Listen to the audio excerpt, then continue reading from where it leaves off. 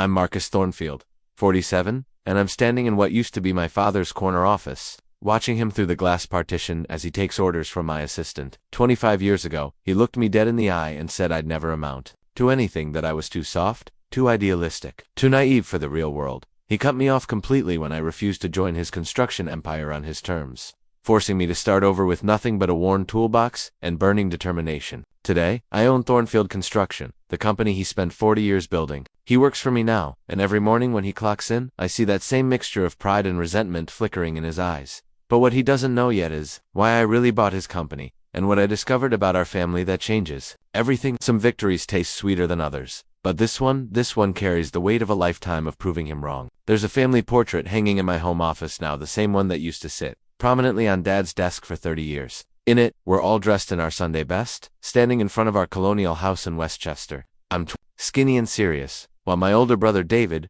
14, grins with the easy confidence of someone who's never doubted his place in the world. Dad's hand rests on David's shoulder, and even in that frozen moment, you can see the pride radiating from him. I remember that photo session vividly. Mom had spent an hour trying to get my cowlick to lie flat, while David effortlessly looked perfect. "Stand up straight, Marcus," Dad had barked when the photographer was setting up. "Try to look more like your brother." Even then, at 12 years old, I understood the subtext. Try to be more like your brother. Try to be someone Dad could be proud of. David was everything our father wanted in a son. Athletic, where I was bookish; outgoing, where I was thoughtful; naturally charismatic, where I preferred listening to talking. He played varsity football and baseball, dated the homecoming queen, and could work a room full of Dad's business associates like he was born to it. Most importantly, from the moment he could walk, David wanted to be just like our father, tough, uncompromising, and absolutely certain that the construction business was the pinnacle of success. I was different. I spent hours sketching buildings, fascinated by the way spaces could make people feel safe or inspired or at peace. While David was out throwing footballs, I was in my room with graph paper and pencils, designing elaborate tree houses I'd never build and dream homes for families I'd never meet. Mom would find me there and sit on my bed, looking over my shoulder at my latest creation. "These are beautiful, sweetheart," she'd whisper, glancing toward the door as if Dad might overhear her encouragement. The favoritism wasn't subtle. David got the newer car, the bigger bedroom, the benefit of the doubt when he came home past curfew, reeking of beer. When David's grades slipped junior year, Dad hired a tutor and blamed the teachers. When my grades were perfect, it was simply expected: no praise, no acknowledgement, just a grunt that said finally doing something right. But it was more than just preference. It was preparation. From the time David was 15, Dad was grooming him to take over Thornfield Construction. Every summer, David worked on job sites, learning the business from foundation to finish. Dad would beam with pride as he introduced him to clients and subcontractors as my boy, the future of this company. Those introductions cut deep, not because I wanted the attention, but because they made it clear I had no future in Dad's eyes. The worst part was that David never seemed to notice the disparity, or if he did, he never questioned it. He accepted Dad's adoration as his natural due, just as he accepted that I was somehow less worthy of it. We weren't close. How could we be when our father had essentially pitted us against each other from birth? But David wasn't cruel about it. He was just indifferent, which somehow hurt more than active malice would have. Asterisk. The acceptance letter from Columbia's architecture program arrived on a Tuesday in March during my senior year of college. I'd been carrying it around for 3 days, the envelope growing soft from handling, working up the courage to show it to my parents. The letter represented everything I'd dreamed of: a chance to study under some of the most respected architects in the country, to turn my childhood sketches into something real and meaningful. I found Dad in his home office that Friday evening, hunched over blueprints for a new shopping complex. The room smelled of coffee and cigarettes, and his desk was covered with the controlled chaos of a man who built his empire one project at a time. When I knocked on the doorframe, he looked up with the distracted expression he always wore when business interrupted him. "What is it, Marcus?" "I'm busy." I placed the letter on his desk, my hands trembling slightly. "I got accepted to Columbia, full scholarship for their Master of Architecture program." He picked up the letter, scanning it quickly. For a moment, I thought I saw something that might have been pride flicker across his face. Then his expression hardened. "Architecture," he said, like the word tasted bitter. "Playing with pretty drawings while other men do the real work. Dad, this is one of the best programs in the country. I could design the buildings instead of just constructing them. Think about what that could mean for the company." "The company?" He stood up abruptly, the letter falling from his hands. "You think this family business needs some fancy degree to tell us how to build? We've been putting up solid structures for 40 years without any Ivy League nonsense." I tried to keep my voice steady. "But imagine what we could offer clients. Custom designs, innovative solutions. We offer quality construction at fair prices. That's what built this business." not dreams and sketches. He moved to the window, looking out at the half-finished house across the street, one of our projects. Your brother understands that. David knows what it takes to run a real business. There it was again, David. Always David. This isn't about David, I said. This is about me, about what I want to do with my life. Dad turned back to me, and I saw something cold and final in his eyes. What do you want?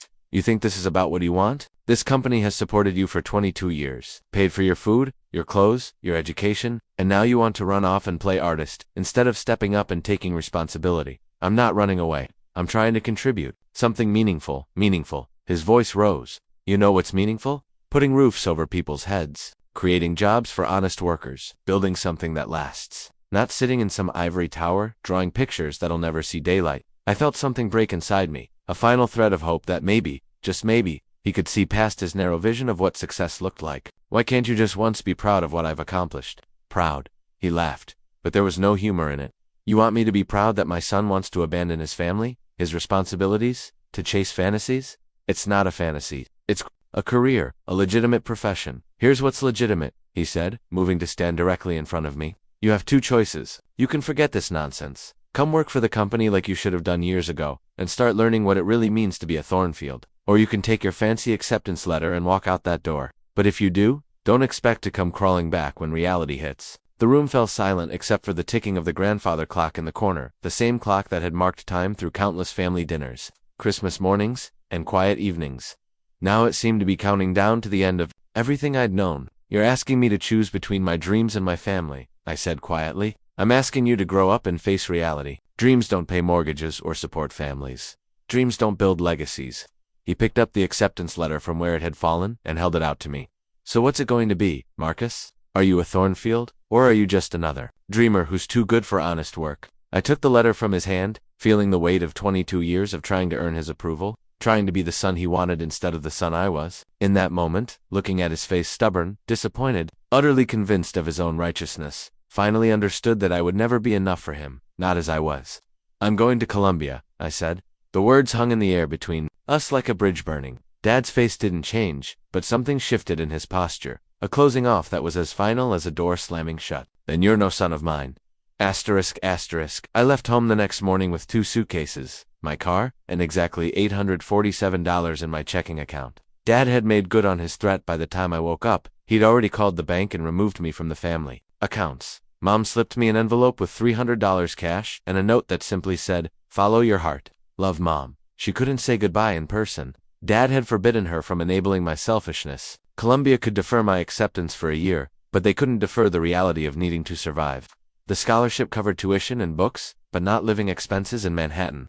I needed work, and I needed it fast. The irony wasn't lost on me that the only skills I had were the ones I'd learned, despite my father's dismissal of my interests. Those summers when David was learning the family business, I had been working odd jobs, painting houses, doing landscaping, helping neighbors with small repairs. I was good with my hands, even if Dad had never acknowledged it. I found a tiny studio apartment in Queens, 45 minutes by subway from campus. The bathroom was so small I had to step into the shower to close the door, and the kitchen consisted of a hot plate and a mini fridge that sounded like a diesel engine, but it was mine. For the first time in my life, I was living in a space that reflected my choices, not my father's expectations. My first job was with a painting crew in Brooklyn. The foreman, a gruff man named Tony Castellano, took one look at my soft hands and college boy clothes and assigned me to scraping paint off fire escapes.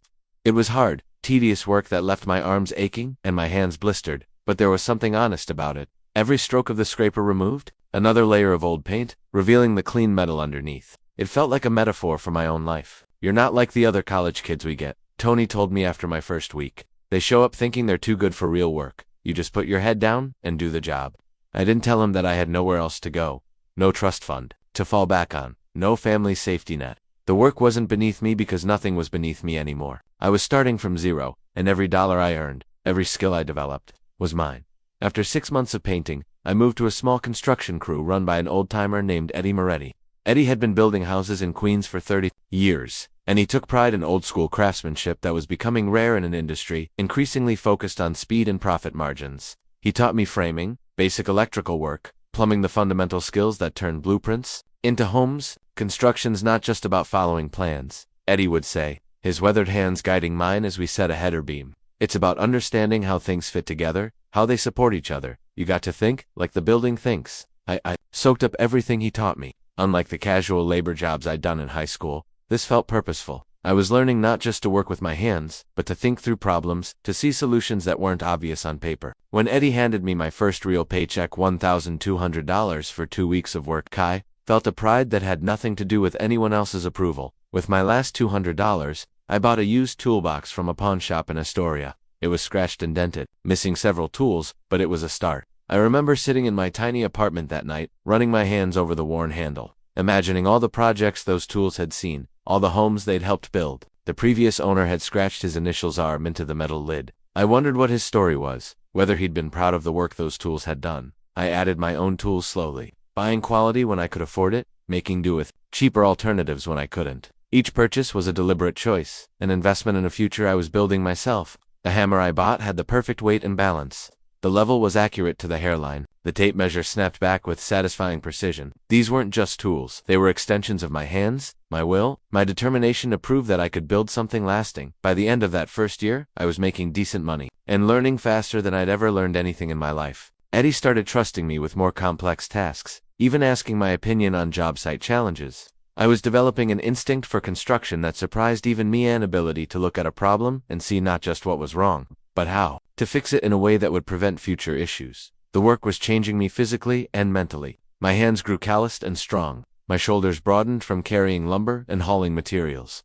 But more than that, I was developing a confidence I'd never felt before. For the first time, I wasn't trying to meet someone else's expectations or prove myself worthy of approval. I was simply becoming good at something that mattered. When I called Columbia to accept my deferred admission, I wasn't the same uncertain young man who'd left home with his tail between his legs. I was someone who understood not just how to read blueprints, but how to bring them to life with his own hands. Columbia's architecture program was everything I'd dreamed it would be. But my year in construction had changed how I approached it. While my classmates debated aesthetic theories and architectural movements, I found myself asking practical questions. How would you actually build this? How would the plumbing run through these walls? Where would the electrical lines go? My professors initially found my practical focus limiting. Architecture is art, Professor Hartwell declared during a critique of my first project. You're thinking like a contractor, not a designer. But as the program progressed, my dual perspective became an asset. I could design spaces that weren't just beautiful, but buildable, efficient, and cost-effective. My thesis project, a mixed-income housing development that used innovative materials to reduce construction costs while maximizing natural light, the school's Design Excellence Award. More importantly, I graduated with a clear vision of what I wanted to do: build homes that real people could afford without sacrificing quality or beauty. Too much of the construction industry was divided between cheap, poorly built tract housing and expensive custom homes that only the wealthy could afford. I wanted to find a middle path. After graduation, I returned to Queens and convinced Eddie to let me partner with him on a small project renovating a rundown Victorian house in Astoria. The owner, a young teacher named Sarah Chen, wanted to preserve the home's character while making it suitable for modern living. She had a limited budget and a clear vision. She wanted a space that felt warm and welcoming, not showily expensive. The blueprint I drew for that house represented everything I'd learned. It respected the original architecture while opening up the interior to create better flow and natural light. I specified materials that were durable and beautiful, but not luxury priced. Every design choice had to pass 2 tests. Would this improve how the family lived in the space? Could we build it within budget? Working on the Chen house felt different from anything I'd done before. I wasn't just following someone else's plans or working as hired labor. I was responsible for translating a family's dreams into reality, for making decisions that would affect how they lived every day for years to come. The project took 4 months. I was there every day, working alongside Eddie and his crew, solving problems as they arose, adjusting details that looked different in reality than they had on paper. When we encountered an unexpected beam that would have interfered with the kitchen island placement, I redesigned the layout on site, creating a breakfast nook that ended up being Sarah's favorite part of the house. I've never worked with an architect who actually understands construction, Eddie told me halfway through the project. Most of them design pretty pictures and leave us to figure out how to actually build the damn thing. The morning we finished, Sarah walked through her transformed home with tears in her eyes.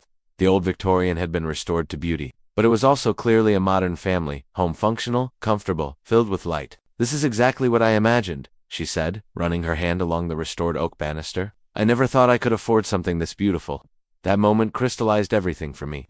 This was what I wanted to do: not design monuments to architectural ego, but create homes that improved people's lives. I wanted to build for families like the Chens, People who deserved quality and beauty but couldn't afford the typical architect's fees. 6 months later, I officially founded Thornfield Design and Construction. The name felt like reclaiming something that had been taken from me, but also like honoring the craftsmanship tradition I'd learned to respect. I kept the operation small, just me, 2 skilled carpenters I'd worked with at Eddie's company, and a part-time office manager. My first independent project was a modest Cape Cod-style house for a firefighter and his wife in Bayside. Saved for years for a down payment and wanted to build something that would last for their children and grandchildren. The budget was tight, but they valued quality over square footage. I designed a house that maximized every dollar. The layout was simple but efficient, with an open main floor that felt spacious despite the compact footprint. I used stock materials, creatively standard, lumber-sized, and arranged to create interesting ceiling details. Basic windows positioned to frame the best views and create cross-ventilation. The result was a home that felt custom-designed but cost significantly less than a typical architect-built house. Word spread slowly but steadily. I built a reputation for homes that were well-designed, expertly constructed, and surprisingly affordable. Clients appreciated that I could speak their language. I understood budgets and timelines, and I could explain why certain choices would save them money in the long run. Each project taught me something new. The young couple who wanted a modern aesthetic but needed to match their neighborhood's traditional character. The elderly widow who wanted to age in place and needed subtle accessibility features that didn't look institutional. The growing family who needed flexibility to adapt as their children's needs changed. 5 years after leaving home, I was doing exactly what I'd dreamed of as a child, sketching houses in my bedroom. I was designing spaces that made people happy, building homes that would shelter families for generations, and I was doing it all without my father's approval, without the family business, without anything except what I'd earned through my own work and determination. The irony was that I'd become exactly the kind of builder my father claimed to respect, someone who understood quality, who took pride in craftsmanship, who built things that lasted, but I'd done it by following the path he'd forbidden me to take. By combining the artistic vision he'd dismissed with the practical skills he'd never taught me. Sometimes, late at night in my small apartment, I wondered if he'd ever drive past one of my projects and recognize the quality, the attention to detail, the obvious pride in workmanship. I wondered if he'd ever realize that his younger son had become the kind of craftsman the Thornfield name had always stood for. The call came on a Tuesday morning in October, 8 years after I'd walked out of my father's house. I was on a job site in Flushing, reviewing electrical plans with my foreman, when my phone rang. The number was unfamiliar, but something made me answer. "Marcus, this is your mother." I hadn't heard her voice in 3 years. After Dad cut me off, Mom had tried to maintain contact for a while, secret phone calls when he wasn't home. Birthday cards sent to my old address that somehow found their way to me. But eventually, the strain of living between her husband's anger and her son's absence had become too much. The calls stopped. The cards stopped. I told myself I understood, but the silence had hurt more than I'd admitted. "Mom?" I stepped away from the noise of the construction site. "Is everything okay?" "It's David." Her voice was shaky, distant. "There was an accident. A car accident." The line went quiet except for the sound of her crying. My stomach dropped. "Mom, what happened?" "He was driving home from a client dinner last night. It was raining, and the car went off the road." She took a shuddering breath. "He didn't make it." "Marcus, David's gone." The hammer I'd been holding slipped from my fingers and hit the ground with a dull thud. David, dead at 32. David, who'd been golden and untouchable his entire life. David, who was supposed to inherit everything, run everything, be everything our father had dreamed of. "I'm so sorry," I managed to say, though the words felt inadequate. Whatever complicated feelings I had about my brother, he'd been young, full of life, with a wife and a baby daughter I'd never met. "The funeral is Thursday," Mom said. "I know things have been difficult, but he was your brother. I thought you should know." I closed my eyes, trying to process the magnitude of what she was really asking. To come to the funeral meant facing Dad for the first time in 8 years. It meant walking into a room full of people who'd watched him disown me, who'd sided with his version of events or simply chosen not to get involved. "Does Dad want me there?" I asked. The pause that followed told me everything I needed to know. "He's not himself right now," Mom said carefully. "Losing David, it's broken something in him. But Marcus, you're our son too. You deserve to say goodbye to your brother." After we hung up, I sat in my truck for 20 minutes, staring at the house my crew was framing. It was going to be beautiful when finished, a craftsman-style home for a teacher and her husband, with wide front porches and built-in bookcases and windows positioned to catch the morning light. Honest work, meaningful work, the kind of project that should have filled me with satisfaction. Instead, I felt hollow. David was dead, and I realized I'd been carrying around 8 years of anger towards someone who would never have the chance to understand how his indifference had hurt me. All those imagined conversations I'd rehearsed, all the ways I'd planned to prove myself worthy of respect, none of it mattered now. I drove to the hospital where they'd taken David, not sure why I needed to see the place where his story had ended. The emergency room was busy with the usual chaos of a Tuesday afternoon, paramedics wheeling in patients. Families clustered in worried groups. The controlled urgency of people fighting against death and sometimes losing. A nurse at the information desk confirmed what Mom had told me. David Thornfield, age 32, admitted at 2:17 a.m. with multiple trauma injuries from a single vehicle accident. Pronounced dead at 4:33 a.m. The clinical language couldn't capture the magnitude of what those words meant for my family, for the business, for the future Dad had spent decades planning. I found myself thinking about the last time I'd seen David. It had been at a restaurant in Manhattan where I'd gone for a business dinner with a potential client. He'd been there with colleagues, celebrating some big contract they'd landed. He'd spotted me across the room and nodded politely, the way you acknowledge a distant acquaintance. No warmth, but no hostility either. Just the careful indifference of someone who'd written you out of his story. That night I called my business partner, Frank DeLuca, a contractor I'd met through Eddie who'd become both a friend and the closest thing I had to family. Frank listened quietly as I explained about David, about the funeral, about the impossible weight of returning to a family that had rejected me. You got to go, Frank said simply. Not for your father, not even for David, for yourself. You leave this unfinished. It'll eat at you forever. What if Dad makes a scene? What if he makes a scene? But you show up, you pay your respects, and you walk out with your head high. You don't owe him anything, Marcus, but you owe yourself this. I spent the next 2 days trying to imagine what the funeral would be like. Would Dad acknowledge me at all? Or would he pretend I wasn't there? Would Mom be able to speak to me openly? Or would she still be caught between her husband's anger and her love for both her sons? Would David's wife Jennifer even know who I was? The questions felt endless, but underneath them all was a simpler truth. My brother was dead, and regardless of everything else, I needed to say goodbye. David may not have been the brother I'd wanted, but he'd been the only brother I'd had. Whatever complicated feelings existed between us had died with him, leaving only the stark reality of loss and the weight of things that could never be resolved. The funeral was exactly what I'd expected and nothing like I'd prepared for. Michael's Catholic Church was packed with 3 generations of Thornfield Construction clients, subcontractors, suppliers, and family friends. I slipped in during the opening hymn and took a seat in the back, hoping to remain invisible. David's casket was covered with white roses and surrounded by elaborate flower arrangements that probably cost more than most people made in a month. The program described him as beloved son, devoted husband, loving father, and heir to a proud family legacy. There was no mention of any other sons in the family. Dad looked older than his 60 years, his face gray and hollow. He sat in the front pew between Mom and Jennifer, David's widow, who held their 2-year-old daughter on her lap. During the service, several people spoke about David's qualities, his charisma, his business acumen, his bright future cut tragically short. The priest, who'd known our family for decades, carefully avoided mentioning that David had left behind a brother. I left before the final blessing, not wanting to risk a confrontation at the graveside, but something compelled me to drive past the family house one more time. The colonial looked exactly the same white shutters, the same carefully maintained lawn, the same sense of solid prosperity that had defined my childhood. Cars filled the driveway and lined the street as people gathered for the traditional post-funeral reception. From my parked car across the street, I could see into the living room through the large front windows. Dad stood near the fireplace, accepting condolences with the stiff dignity of a man trying not to break down in public. Mom moved between the kitchen and living room, playing hostess even in her grief. Jennifer sat in Dad's usual chair, looking lost and overwhelmed as relatives I barely remembered offered their support. I drove away without going in. Over the following months, I found myself paying attention to news about Thornfield Construction in ways I hadn't for years. The Business Journal had run David's obituary, describing him as the heir apparent to one of the region's most successful family construction businesses. Industry colleagues sent letters of sympathy that were published in the trade magazines, all expressing confidence that the company would continue to thrive despite the tragedy. But as time passed, it became clear that David's death had left a massive hole in the company's leadership structure. Dad had spent so many years grooming David to take over that he'd never developed other managers capable of handling the complex day-to-day operations. David had been the face of the company for younger clients, the liaison with architects and designers, the person who understood modern building techniques and changing market demands. Without David, Dad seemed lost. The man who'd built Thornfield Construction from a 2-man operation into a regional powerhouse suddenly looked every one of his 60 years.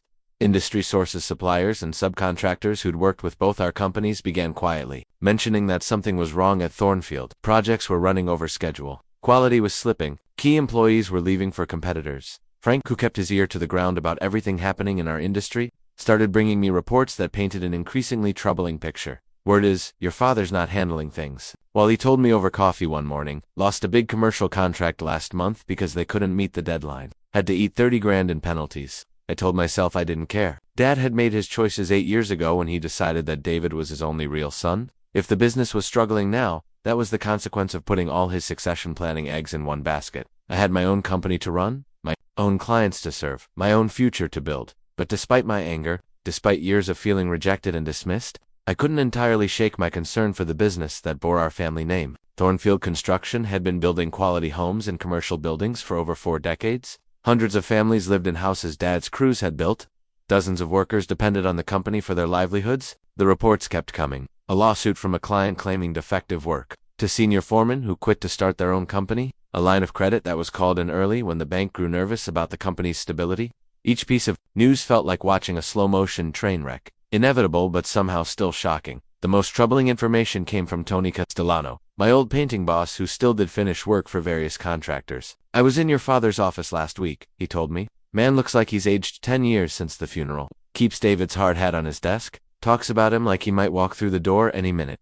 It's sad, Marcus, real sad. I began driving past job sites with Thornfield Construction signs, ostensibly to scout the competition, but really to assess the quality of work. What I saw disturbed me. Framing that was rushed and imprecise finish work that lacked the attention to detail the company had been known for small corners cut that would cause problems down the road. The Thornfield name had always stood for something in our industry: honest pricing, quality craftsmanship, projects completed on time and within budget. Watching that reputation slowly erode felt like witnessing the destruction of something larger than just one company. It was the dismantling of a legacy that had taken decades to build. Late at night, I sometimes found myself thinking about the workers at Thornfield Construction, men I'd grown up knowing. Craftsmen who'd taught me small things about tools and technique. During brief visits to job sites with Dad, they were good people doing honest work. And they deserved better than to watch their company collapse because one man couldn't see past his grief and stubbornness. But every time I considered reaching out, offering help, trying to bridge the gap that had kept us apart for 8 years, I remembered Dad's final words to me.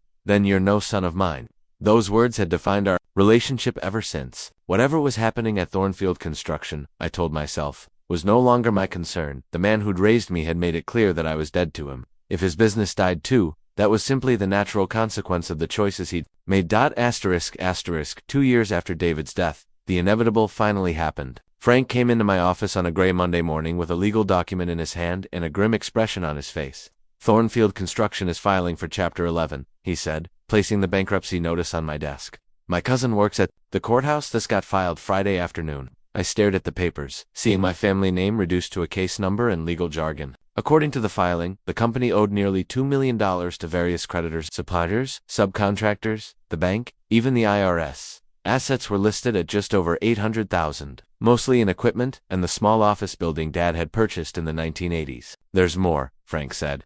Jerry Morrison is handling the liquidation. He called me this morning, wanted to know if we'd be interested in acquiring some of their assets. Equipment mostly, but also their client list and existing contracts. Jerry Morrison was a business broker who specialized in construction company acquisitions. If he was calling potential buyers, it meant the situation was worse than even the bankruptcy filing suggested. What kind of timeline are we looking at? I asked, though part of me wasn't sure I wanted to know. Fast. They need to move assets. Quickly to pay creditors. Jerry's talking about a bulk sale within 60 days, maybe less. Frank sat down across from my desk, studying my face. He also mentioned something else. The company name and trademark are part of the package. Someone could buy the whole operation name, reputation, everything. The implications hit me immediately. Thornfield Construction wouldn't just disappear. It would be sold to someone who might or might not maintain the standards the name had represented. Some competitor could acquire 40 years of reputation and client relationships for pennies on the dollar. Have you given any thought to what that might mean? Frank asked carefully. For you, I mean. I'd been asking myself the same question since he'd walked in. On one level, the collapse of my father's business felt like vindication, proof that his narrow vision and stubborn pride had finally caught up with him. But on another level, it felt like watching the destruction of something that had been important long before our personal conflict had torn the family apart. I built this company to prove I could succeed without him, I said. Buying his business would be like admitting I needed his name to make it, would it? Frank leaned forward. Or would it be like proving that his name only means something if it's attached to the kind of work you do? That afternoon, I drove to the Thornfield Construction office for the first time in over a decade. The building sat on a half-acre lot, In an industrial section of Westchester, a modest two-story structure with the company name in faded letters across the front, 2 pickup trucks in the parking lot suggested that someone was still trying to keep operations going, but the place had the defeated air of a business on life support. Through the front windows, I could see the reception area where I'd sometimes waited as a child when Dad brought me to the office on Saturdays, the same wood-paneled walls, the same photographs of completed projects, the same sense of solid permanence that had defined my understanding of what work meant. A young woman I didn't recognize sat at the reception desk, talking quietly on the phone. Behind her, I could see into the main office where Dad used to hold court, reviewing blueprints and negotiating contracts with the confident authority of a man who'd built something lasting. I didn't go in. Instead, I drove to the job site where it had all started, the house Dad had been working on the night I'd shown him my Columbia acceptance letter. The development had been completed years ago, and the house that had been half-framed that evening was now home to a family with children, whose bicycles were scattered across the front lawn. The work was solid. I could see that even from the street. Straight lines, quality materials, attention to detail that had stood the test of time. Whatever his failures as a father, Dad had known how to build things that lasted. The Thornfield name on that old construction sign had meant something real. That evening, I called my accountant to discuss the financial implications of an acquisition. My company had grown steadily over the past decade. We had a solid client, base good credit, and enough cash flow to handle a significant purchase if the terms were right. But buying Thornfield Construction would mean taking on their debts, their ongoing obligations, their damaged reputation.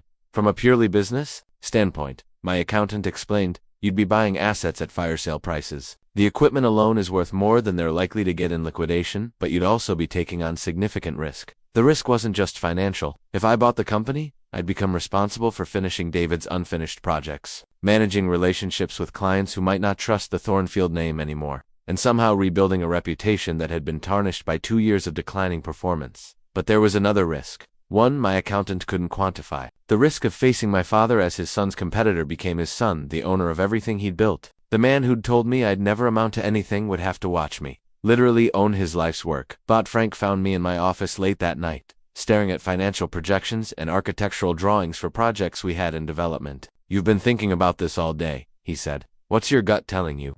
My gut's telling me this is either the best business opportunity I'll ever see, or the most expensive therapy session in history. Maybe it's both, Frank said. But here's what I know about you, Marcus. You don't do anything halfway. If you buy that company, you won't just be settling old scores. You'll be taking on the responsibility of making it work, making it mean something again.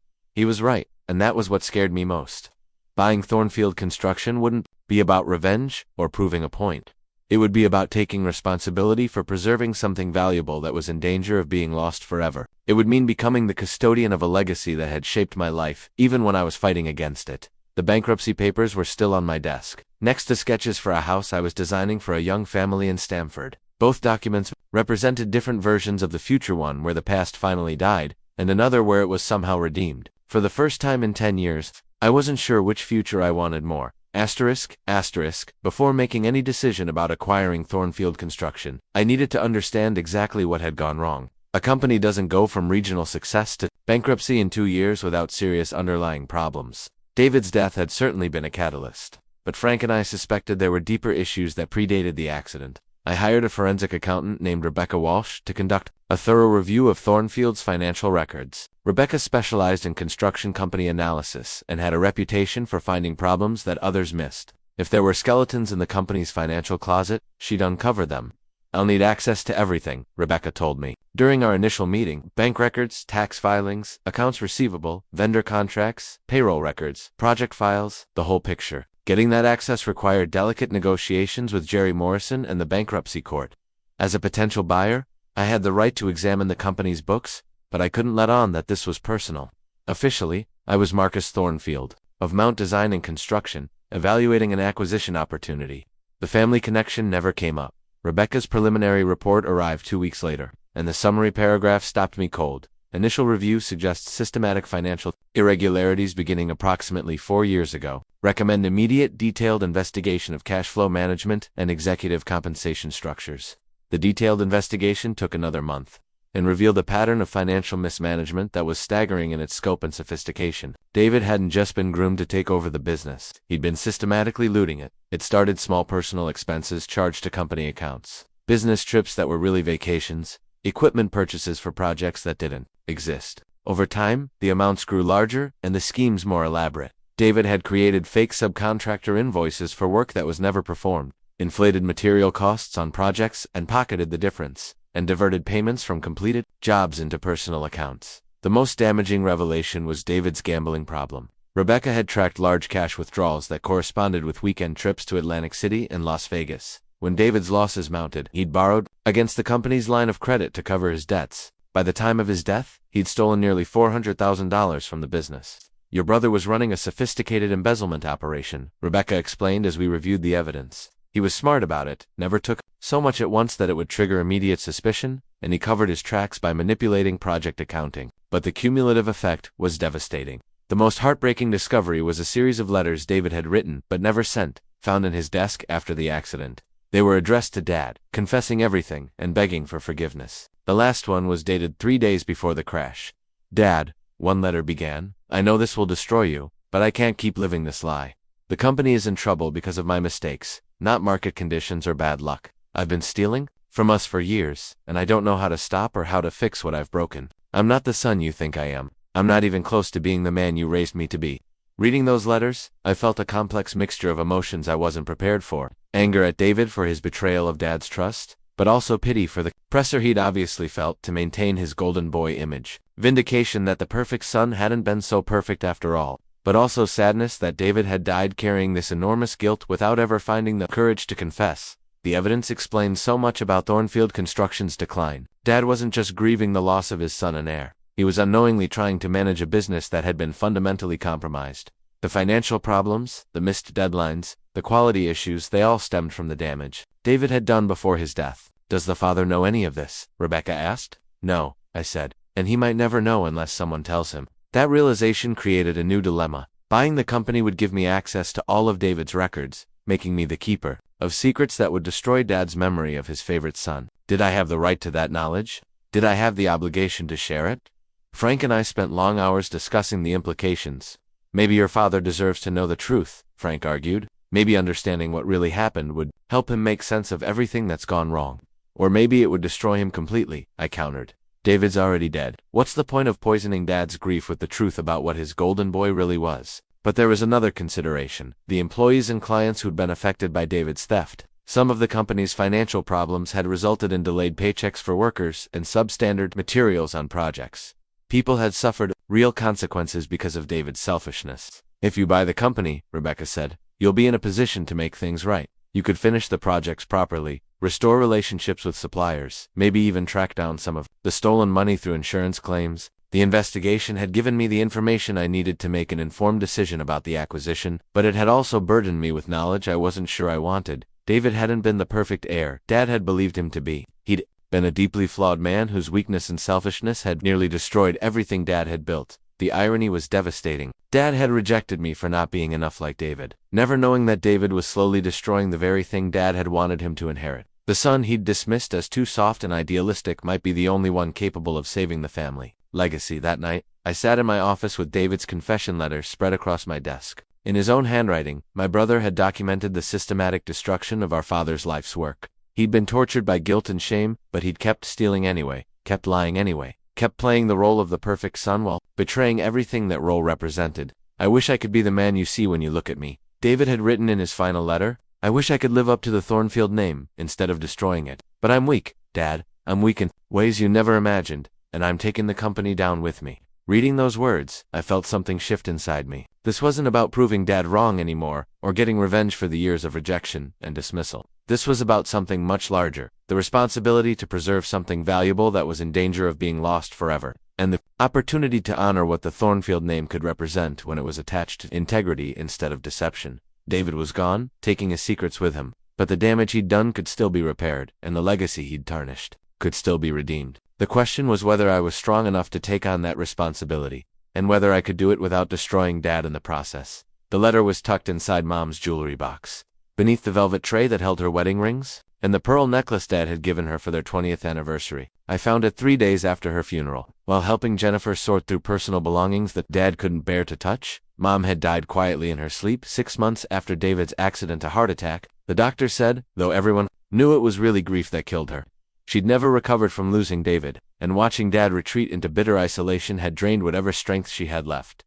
The envelope was addressed to me in Mom's careful handwriting, with a note on the front, for Marcus to be opened if something happens to me. Jennifer found it while packing Mom's jewelry and handed it to me without comment, perhaps understanding that some family secrets were too delicate for outsiders to witness. I read the letter alone in my truck, parked outside the house where I'd grown up. Mom's words were careful and measured, but underneath the controlled language was a lifetime of regret and carefully buried truth. "My dearest Marcus," the letter began, "if you're reading this, then I'm gone, and you're probably wondering if I ever really understood what your father's rejection cost you. I want you to know that I did understand, and I want you to know why. I wasn't strong enough to fight for you the way I should have." She went on to explain the family dynamics I'd only partially grasped as a child. Dad's own father had been a harsh, unforgiving man who'd shown favoritism toward Dad's older brother. When that brother died in Vietnam, Dad had spent his entire adult life trying to prove himself worthy of love he'd never received. His treatment of David and me wasn't really about us. It was about his own unhealed wounds. Your father saw himself in David, the confidence, the ease with people, the assumption that the world would bend to accommodate him. But he also feared that confidence because his own had been so brutally shattered by his father's disapproval. He pushed David so hard because he wanted him to be strong enough to handle disappointment, but he never realized he was teaching him to value appearance over substance. The letter revealed that Mom had known about my architectural talent from the beginning, had saved every sketch I'd ever shown her, had dreamed of a future where Dad would recognize and celebrate my gifts instead of dismissing them. "You were always the more thoughtful son, the one who asked questions and cared about how things affected other people. David was charming and confident, but you were wise. I knew that, but I was too afraid of your father's anger to say it out loud. I failed you, Marcus, and I've regretted it every day since you left." The most devastating revelation came in the letter's final paragraphs. Mom had known about David's problems, not the details, but enough to understand that something was seriously wrong. She'd seen the signs, the defensiveness when questioned about company finances, the expensive purchases that didn't match his salary, the subtle changes in his relationship with Dad as guilt and desperation took their toll. I tried to talk to him once, about 6 months before the accident. I could see he was struggling with something, and I wanted him to know he could come to me if he needed help. He broke down crying. "Marcus, my strong, confident David fell apart in my kitchen and told me he'd made terrible mistakes that he didn't know how to fix. But when I pressed him for details, he shut down and made me promise never to mention our conversation to your father." The letter concluded with an apology and a request. "I know I don't have the right to ask anything of you after failing you so completely, but I'm going to ask anyway. If something happens to this family, to the business, to your father, please, don't let your hurt and anger prevent you from helping if you can. You're stronger than David ever was, more capable than your father ever understood. You're the best of both of them without their weaknesses, and you might be the only one who can put the pieces back together." I sat in that truck for over an hour, reading and rereading Mom's words, trying to process the weight of what she'd revealed. She'd known on some level. She'd understood that the family dynamics were poisonous, that Dad's favoritism was damaging both his sons in different ways, that David's golden boy image was a facade hiding serious problems. But knowing hadn't been enough to change anything. She'd been trapped by her own fears, her own inability to confront Dad's rigid worldview, her own learned helplessness in the face of his certainty. She'd watched both her sons suffer, David under the crushing weight of impossible expectations, me under the burden of constant dismissal, and had been powerless to protect either of us. The tragedy was that she'd died believing she'd failed us both, never knowing that I'd found my own way to success and meaning. She'd never seen the houses I'd built, never met the families who'd trusted me with their dreams, never understood that her quiet encouragement during those childhood sketching sessions had planted seeds that eventually grew into something beautiful. But her final request haunted me. She'd seen what I was only beginning to understand, that the choice facing me wasn't really about business or money or even family legacy. It was about whether I could be the kind of man who helped heal what was broken instead of walking away from the wreckage. That evening, I called Jerry Morrison and scheduled a meeting to discuss the acquisition terms for Thornfield Construction. I still didn't know if buying the company was the right decision, but I knew I couldn't live with myself if I let it die without at least trying to understand what saving it might cost and what letting it fail might mean. Mom's letter had given me permission to care about Dad's business. But more than that, it had reminded me of something I had forgotten in all the years of anger and hurt. That families are complicated, that people make mistakes for reasons that have nothing to do with malice, and that sometimes the strongest thing you can do is choose forgiveness over justice. I folded the letter carefully and put it in my wallet. Next to the business card I'd carried for 10 years, Mount Design and Construction, Marcus Thornfield, licensed architect. For the first time since leaving home, those two names didn't feel like they were in conflict. They felt like they might be pieces of the same story, waiting for someone strong enough to write the ending. Asterisk, asterisk. The acquisition papers were signed on a Thursday morning in Jerry Morrison's conference room. I sat across from Dad's attorney, a man named William Hayes, who'd represented the family for 20 years but didn't seem to recognize me. Dad himself wasn't present. Hayes explained that his client was too emotionally compromised to participate directly in the proceedings. The terms were straightforward, almost brutally simple. MT Design and Construction would acquire all assets of Thornfield Construction for $650,000, roughly half the company's book value, but fair, given the circumstances. We'd assume responsibility for completing 3 existing contracts, maintain employment for current workers through the transition, and honor existing warranties on completed projects. The most significant clause was one I'd insisted on. Robert Thornfield would remain as a consultant with the company for 1 year, with the option to extend if both parties agreed. I'd positioned this as a practical necessity. His knowledge of ongoing projects and client relationships was invaluable, but the real reason was more complicated. I wasn't ready to take everything away from him at once. Your client understands he'll be reporting to new management? I asked Hayes during the final review. He understands the arrangement, Hayes replied carefully. Mr. Thornfield is prepared to do whatever is necessary to ensure continuity for his employees and clients. The signing itself took less than 30 minutes. My signature on the purchase agreement, Hayes' signature as legal representative for the seller, Jerry Morrison's notarization, and suddenly I owned the company that had defined my family for 40 years. The Thornfield name, the client relationships, the reputation, the ongoing projects, all of it was now my responsibility. Walking out of that conference room felt surreal. I'd spent 15 years building my own business, proving I could succeed. Without the family name, now I owned that name and everything that came with it. The irony wasn't lost on me that I'd had to buy my own heritage back from bankruptcy. Lawyers and creditors. Frank was waiting in the parking lot, leaning against his truck with a cigarette and a nervous expression. How'd it go? He asked. I'm now the proud owner of a construction company with more problems than profits, I said. Remind me why this seemed like a good idea. Because you're the only one who can fix it, Frank said simply. Question is, what happens now? You planning to tell your father who he's really working for? That was the decision I'd been putting off for weeks. The sale documents listed Mount Design and Construction as the buyer, and Dad's attorney had been deliberately vague about the new ownership structure. As far as Dad knew, his company had been sold to some competitor he'd never heard of. Learning that his estranged son was now his boss might be more than his pride could handle. One thing at a time, I said. Let me figure out what kind of mess I've bought before I worry about family reunions. My first stop was the Thornfield Construction office, where I'd be meeting with the staff to explain the transition. The building looked even more tired than it had during my previous drive-by. Faded paint, overgrown landscaping, windows that needed cleaning. The sign out front was crooked, as if even it had given up trying to project competence. Inside, 15 employees had gathered in the main conference room. I recognized some faces from my childhood. Jerry Campbell, who'd been Dad's foreman for 20 years. Susan Martinez, the office manager who'd worked there since I was in high school. Bob Kowalski, the estimator who'd taught me how to calculate material costs during brief summer visits. Others were younger, people David had hired during his years managing day-to-day operations. I know this transition has been difficult for everyone, I began, standing at the head of the table where Dad had once held weekly staff meetings. I want to assure you that our primary goal is stability. Your jobs are secure, your benefits will continue, and we're committed to maintaining the quality standards Thornfield Construction has always represented. Jerry Campbell raised his hand. He was a big man in his 50s, with calloused hands, and the direct manner of someone who'd spent his life solving practical problems. What about Mr. Robert? He asked. We heard he's staying on as a consultant, but what does that really mean? Mr. Thornfield will continue working on existing projects and helping with client relationships during the transition, I explained. His knowledge and experience are valuable assets that we want to preserve. What I didn't say was that I had no idea how Dad would react when he learned the truth about who'd bought his company. The consultant arrangement was partly practical and partly an attempt to cushion the blow-up. Way to let him maintain some dignity while adjusting to his new reality. Susan Martinez asked about project continuity, vendor relationships, warranty, obligations. Her questions were sharp and practical, reflecting someone who understood the complex details that kept a construction company running.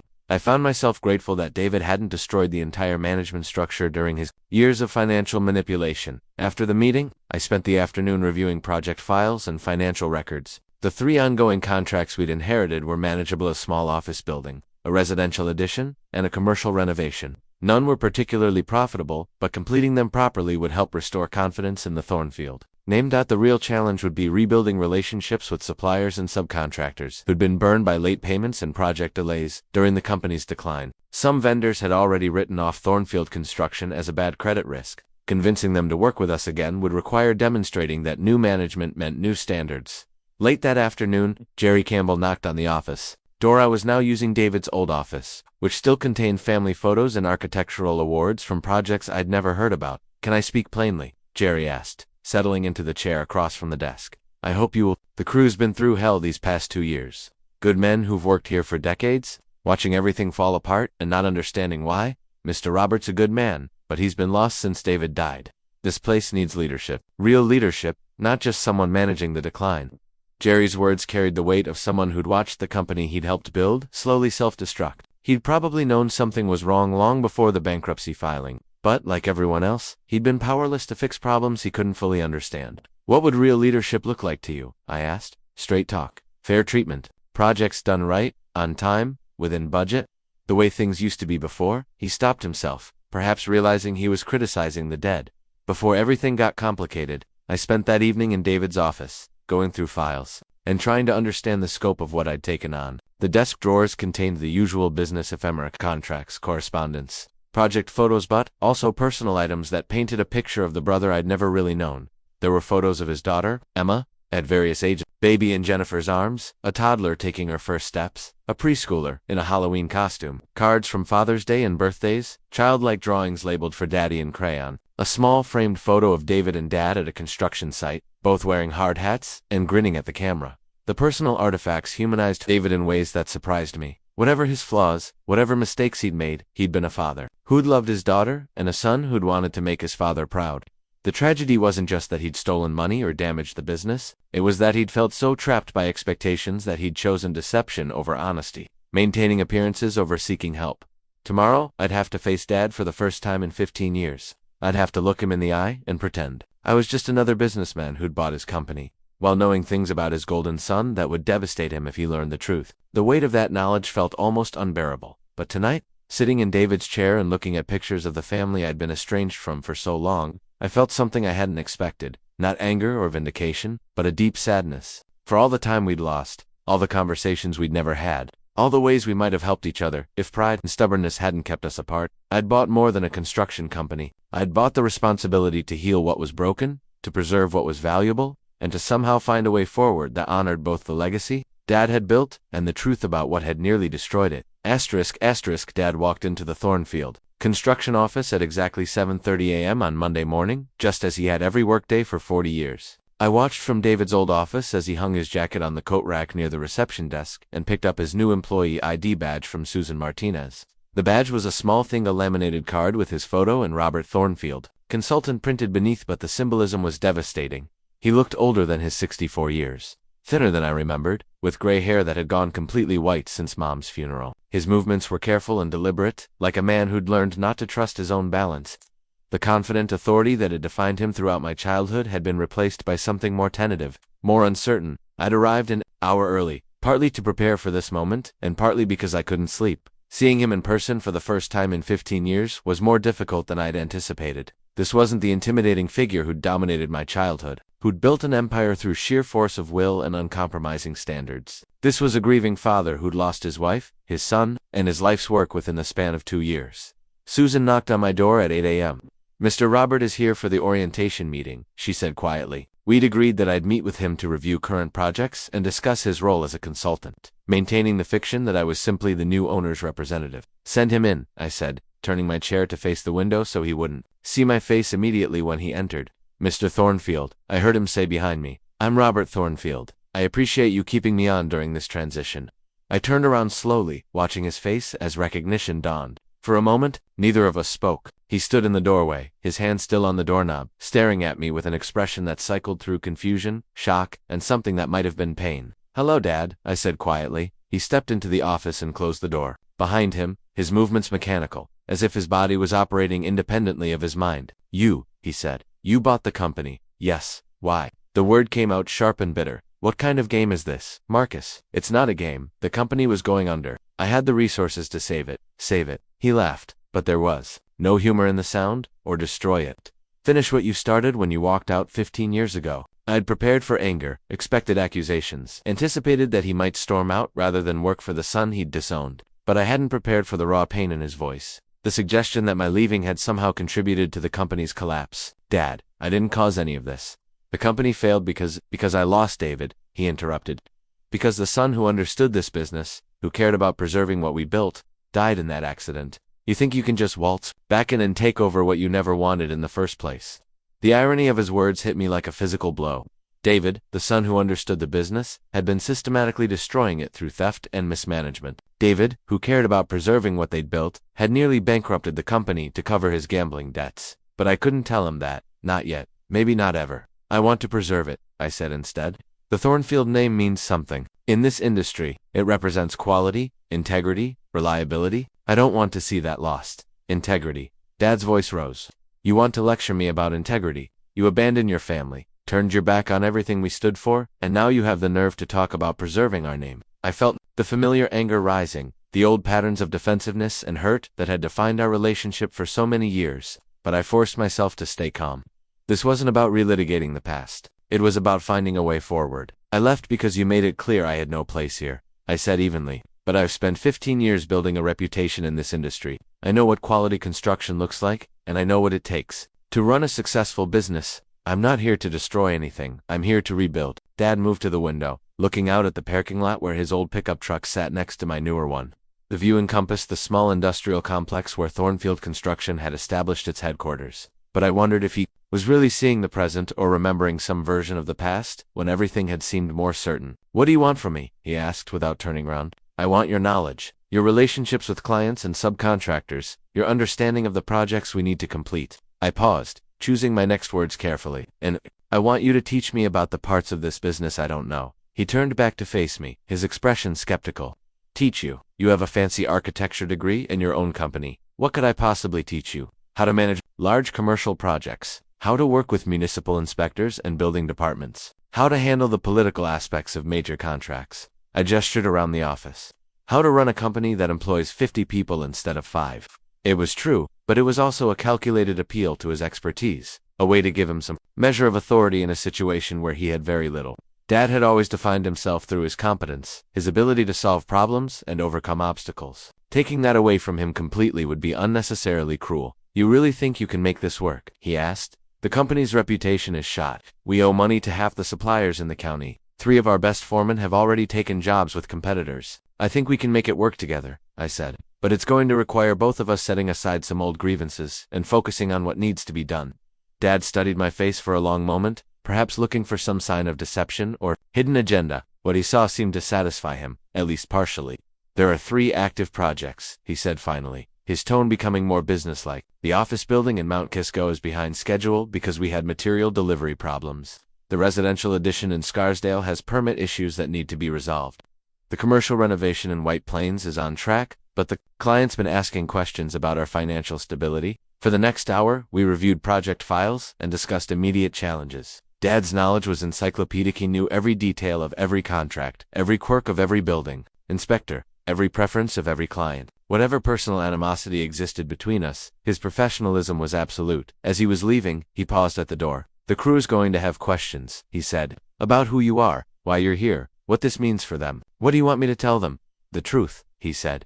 That you're my son, that you own the company now, and that you're committed to doing right by the people who've kept this place running. He met my eyes directly for the first time since entering the office. You are committed to that, aren't you? Yes, I said. I am. After he left, I sat alone in the office that had once been David's, trying to process what had just happened. The conversation had been painful but productive, tense but civil. Dad was clearly struggling with the reversal of our positions, but he was also professional enough to put the company's needs ahead of his personal feelings. The hardest part was knowing that his grief for David was based on a lie, that the son he mourned as perfect had been deeply flawed and destructive. But maybe that knowledge was mine to bear alone. Maybe some truths were too devastating to share, even when sharing them might provide a different kind of understanding. What mattered now was moving forward, building something sustainable and worthwhile from the wreckage of what came before. I had the resources and knowledge to make Thornfield Construction successful again. The question was whether Dad and I could work together long enough to make that happen, and whether we could do it without destroying each other in the process. *****. 3 weeks into our new working relationship, Dad and I had settled into a routine that was professional but carefully distant. We communicated through project meetings and brief hallway conversations, discussing schedules and budgets and client concerns with the polite formality of business. Associates who didn't particularly like each other, the arrangement was functional, but unsustainable. The elephant in the room: 15 years of hurt feelings, missed opportunities. and fundamental misunderstandings was affecting every interaction. The crew could sense the tension, and clients were beginning to notice the awkward dynamic between the company's new owner and its most experienced consultant. The breaking point came on a Thursday afternoon, when we were reviewing the plans for the Mount Kisco office building. Dad had proposed a solution to a structural problem that would have saved time and money, but compromised the building's long-term integrity. When I questioned his recommendation, he responded with barely contained frustration. "I've been solving these kinds of problems since before you were born," he said. "Just because you have a fancy degree doesn't mean you understand everything about practical construction. And just because you've been doing something for 40 years doesn't mean it's the right way to do it," I replied, immediately regretting the sharpness in my voice. The room fell silent. Jerry Campbell and 2 other project managers had been attending the meeting, and they suddenly found their notebooks intensely interesting. Dad's face flushed red, and I could see him struggling to maintain his composure in front of his former employees. "Let's table this discussion," I said. "Dad, could I see you in my office when we're finished here?" 20 minutes later, he knocked on my door with the formal courtesy he'd maintained since learning I owned the company. But when he sat down across from my desk, his professional mask slipped, revealing the anger and hurt he'd been suppressing for weeks. "You want to humiliate me in front of my own crew?" he asked. "Make sure everyone knows the old man doesn't know what he's talking about anymore. That's not what this is about, and you know it. Your solution would have created problems down the road. I couldn't approve it just to avoid disagreeing with you in public. My solution has worked on dozens of projects over the years, but I suppose that doesn't matter to someone who thinks he reinvented construction when he got his architecture license." I took a deep breath, recognizing the familiar pattern of our old arguments. We were both falling into defensive positions, treating every professional disagreement as a personal attack. If we kept this up, we'd destroy any chance of making the company work. "Dad, we need to talk. Really talk. Not about projects or schedules or business strategy, but about what happened between us 15 years ago. What's to talk about? You made your choice. You walked away from your family to chase your dreams, and now you've bought your way back in when it's convenient for you. Is that really what you think happened? What else should I think? You abandoned everything we built, here to play architect with other people's money. Now David's dead, the company's bankrupt, and suddenly you're interested in the family business again. Convenient timing." The pain in his voice was unmistakable, but so was the fundamental misunderstanding of my motivations. He genuinely believed I'd rejected the family business because I thought I was too good for construction work, not because he'd made it clear there was no place for me in his vision of the company's future. "I didn't abandon anything," I said carefully. "You told me I had to choose between my dreams and my family. You said if I went to Columbia, I was no son of yours. What was I supposed to do with that? I was trying to teach you about responsibility, about loyalty." David understood that. He knew that sometimes you have to put family obligations ahead of personal desires. The mention of David sent a spike of anger through me. Dad's idealized memory of his golden son was based on a complete fiction, but I couldn't reveal that without destroying him. Instead, I had to find a way to bridge the gap between his perception and reality without sharing the devastating truth about David's betrayal. "David and I were different people," I said. "What worked for him wouldn't have worked for me. But that doesn't mean I didn't care about the family or respect what you built here. Then why did you leave? Why did you turn your back on everything I tried to teach you?" The question hung in the air between us, loaded with years of pain and misunderstanding.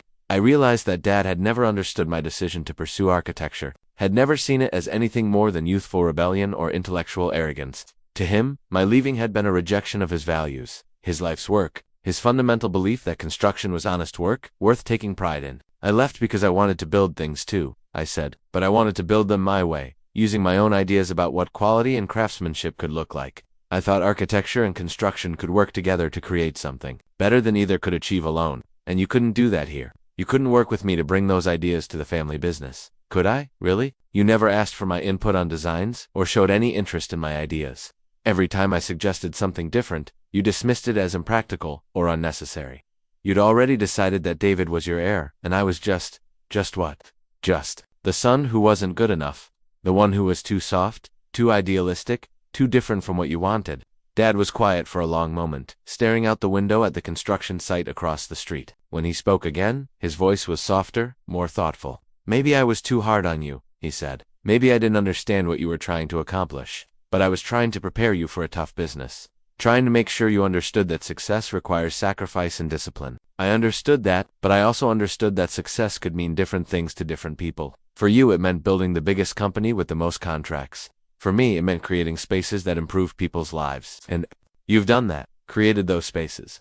I thought about the houses I'd designed and built over the past 15 years, homes where families had celebrated birthdays and holidays, where children had taken their first steps, where couples had grown old together. The work had been smaller in scale than Thornfield Construction's commercial projects, but it had been deeply meaningful in ways that quarterly profit statements couldn't capture. Yes, I said, I have. And now I want to bring that same approach to the company you built. I want to prove that the Thornfield name can represent both quality craftsmanship and innovative design. Dad turned back to face me, studying my expression as if seeing me clearly for the first time in years. You really think you can make that work? Combine your architectural ideas with practical construction. I know I can, but I need your help to do it right. Your knowledge of the business, your relationships with clients and suppliers, your understanding of how to manage complex projects. I can't rebuild this company without you. For the first time since I'd revealed my identity 3 weeks earlier, Dad's expression softened slightly. The hard edge of anger and defensiveness was still there, but underneath it, I could see something that might have been curiosity, or even hope. What would that look like? He asked. This combination you're talking about, it would look like taking your 40 years of experience and my 15 years of architectural training and building something neither of us could create alone. It would look like honoring what you've accomplished while improving on what we can do better. The conversation continued for another hour, circling around years of accumulated grievances and misunderstandings. We didn't resolve everything that would take time, if it was possible at all, but for the first time since I'd returned, we talked to each other as adults, trying to solve a problem together rather than adversaries defending our positions. When Dad left my office that evening, our relationship was still complicated and fragile, but something had shifted. We'd acknowledged the pain between us without trying to immediately fix it, and we'd begun to imagine a future that honored both our perspectives. It wasn't forgiveness, not yet, but it was a start. Asterisk. The decision to tell Dad about David's embezzlement came 6 months after I'd bought the company. We'd been working together with increasing success, slowly rebuilding client confidence and completing projects on time and within budget. Our personal relationship remained complicated, but our professional partnership was proving effective. The trigger was a conversation with our insurance adjuster about filing claims for some of the financial losses we'd discovered. To pursue those claims, we'd need to document the full extent of David's theft, which would inevitably lead to questions about when and how the embezzlement had been discovered. I could continue to protect Dad from the truth, but doing so would cost the company hundreds of thousands of dollars in potential recovery. I scheduled a meeting for Friday evening. After the office had cleared out, Dad arrived at 6 p.m., probably, expecting to review weekend project schedules or discuss the commercial renovation we'd just been awarded. Instead, he found me sitting behind my desk with a stack of financial documents and a bottle of whiskey I'd bought specifically for this conversation. "This looks serious," he said, settling into the chair across from me. "It is. We need to talk about David." Dad's expression immediately hardened. "What about David?" I poured 2 glasses of whiskey and pushed one across the desk to him. "About what really happened to the company. About why it went bankrupt." "I know why it went bankrupt. David died, and I couldn't manage without him. The business suffered because I was grieving and not paying attention to details. That's part of it," I said carefully. "But there's more. Things you need to know before we make any decisions about the company's future." I started with the forensic accounting report, explaining Rebecca Walsh's investigation and what she'd discovered about the systematic financial irregularities. Dad listened without interrupting, his face growing pale as I described the fake invoices, inflated material costs, and diverted payments. "You're telling me David was stealing from the company?" he asked when I finished the initial summary. "I'm telling you David was in serious financial trouble and made increasingly desperate choices to cover his debts." I handed him copies of the gambling records Rebecca had uncovered. "He had a problem, Dad. A gambling addiction that spiraled out of control." Dad studied the documents with the methodical attention he brought to reviewing blueprints, but I could see his hands trembling slightly as he turned the pages. The evidence was overwhelming: casino receipts, ATM withdrawals, wire transfers to offshore betting sites. The amounts grew larger over time, documenting David's escalating desperation. $400,000, Dad said quietly. He stole $400,000 over a period of 3 years. He was smart about it, careful not to take too much at once or in ways that would trigger immediate suspicion. But the cumulative effect was devastating. I reached into my desk drawer and pulled out David's confession letters, the ones he'd written but never sent. "There's something else you need to see." Dad read the letters in silence, his face cycling through expressions of disbelief, anger, and profound sadness. When he finished, he set them down carefully and drained his whiskey glass in a single swallow. "He knew," Dad said. "He knew what he was doing to the company, to me, to his family, and he kept doing it anyway. He was addicted, Dad. Gambling addiction is a disease that makes people do things they never thought they were capable of. David hated himself for what he was doing, but he couldn't stop." "Don't make excuses for him," Dad snapped. "Disease or not, he made choices. He chose to lie, to steal, to destroy everything we'd built together. He chose to let me blame myself for the company's problems instead of telling me the truth. The anger in Dad's voice was raw and immediate, but underneath it, I could hear something even more painful. The sound of a father's idealized image of his son being shattered beyond repair. "You're right," I said. "He made terrible choices, but he also paid the ultimate price for them. And he died knowing that he'd betrayed everything you taught him about integrity and responsibility." "How long have you known about this?" "Since before I bought the company. The forensic accounting was part of my due diligence process." Dad's head snapped up, his eyes narrowing. "You knew David had embezzled from us, and you didn't tell me. You let me think he was perfect. Let me grieve for a son who he stopped, unable to finish the sentence." "I let you grieve for your son," I said firmly. "David was flawed, deeply flawed, but he was still your son. He still loved you, still wanted to make you proud. The stealing doesn't erase that, doesn't it? How can I trust any of my memories of him now? Every conversation, every moment of pride I felt, was any of it real?" I leaned forward, trying to find words that might help him process this devastating revelation. The David who taught his daughter to ride a bike was real. The David who worked 18-hour days to finish projects on schedule was real. The David who called you every Sunday to check in was real. The gambling and stealing, that was real too, but it wasn't the whole truth about who he was. Dad stood up abruptly and walked to the window, staring out at the darkening parking lot. 40 years I spent building this company. 40 years of 16-hour days, missed dinners, sacrificed weekends. I did it all for them, for David and you and your mother.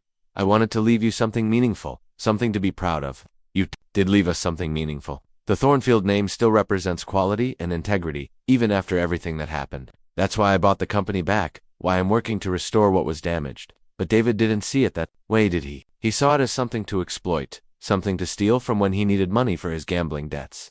The pain in Dad's voice was unbearable. I'd known this conversation would be difficult, but I hadn't fully anticipated how completely it would destroy his faith in the son he'd spent 30 years idealizing. "David made terrible mistakes," I said, "but maybe part of the problem was the pressure he felt to be perfect, to live up to the golden boy image you had of him. Maybe if he'd felt like he could come to you for help when the gambling started, things might have turned out differently." Dad turned back to face me, his expression a mixture of anger and devastation.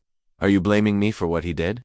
"I'm not blaming anyone. I'm saying that families are complicated, that the pressure to maintain appearances can sometimes prevent people from asking for help when they need it most." We sat in silence for several minutes, both of us processing the weight of what had been revealed. Dad poured himself another whiskey, then offered to refill my glass. The simple gesture felt significant, small acknowledgement that we were in this together now, sharing the burden of David's legacy. "What happens now?" Dad asked. "Finally, now we decide whether to pursue insurance claims and legal action to recover some of the stolen money. And we decide how to move forward with full knowledge of what really happened. Will this become public? Will people know what David did?" "It doesn't have to. The insurance claims can be handled discreetly, and we don't have to publicize the details. David's dead, and destroying his reputation won't bring back the money or undo the damage." Dad nodded slowly, seeming to age years in the span of our conversation. "I need time to process this, to figure out how to live with knowing that everything I believed about my son was—" He stopped, unable to finish. "Not everything you believed was wrong," I said. "David loved you, that was real. His pride in working with you was real. His desire to make you proud was real. The addiction and the stealing were also real, but they weren't the whole story." As Dad prepared to leave, he paused at the door. "Why did you tell me this now? You could have kept it secret forever, because you deserved to know the truth, and because we can't build something lasting on a foundation of lies, even well-intentioned ones." After he left, I sat alone in the office, surrounded by the evidence of David's betrayal and the weight of secrets finally shared. The conversation had been one of the most difficult of my life, but it had also been necessary. Dad and I couldn't move forward until we both understood what had really brought us to this point. Tomorrow, we'd begin the process of dealing with the practical implications of David's theft. But tonight, for the first time in years, there were no secrets between us. The truth was painful, but it was also liberating. We could finally start building something real. Dad didn't come to work for 3 days after our conversation about David. On the 4th day, I found him sitting in his truck in the parking lot at 7 a.m., staring at the office building like he wasn't sure he belonged there anymore. I knocked on his passenger window and waited until he unlocked the door before climbing in. We sat in silence for several minutes, watching the morning crew arrive for work. Jerry Campbell waved as he walked past, probably wondering why the boss and his consultant were having a meeting in the parking lot. "I keep thinking about all the signs I missed," Dad said finally. "The times David seemed stressed or distracted, the excuses he made when projects ran over budget, the way he'd changed the subject when I asked detailed questions about finances. You couldn't have known. David was careful to hide what he was doing, but I should have known. A father should know when his son is in trouble, should be able to see past the lies and pretending." Dad turned to look at me directly. "I failed him, Marcus. Maybe if I'd been less demanding, less focused on perfection, he would have felt like he could come to me for help.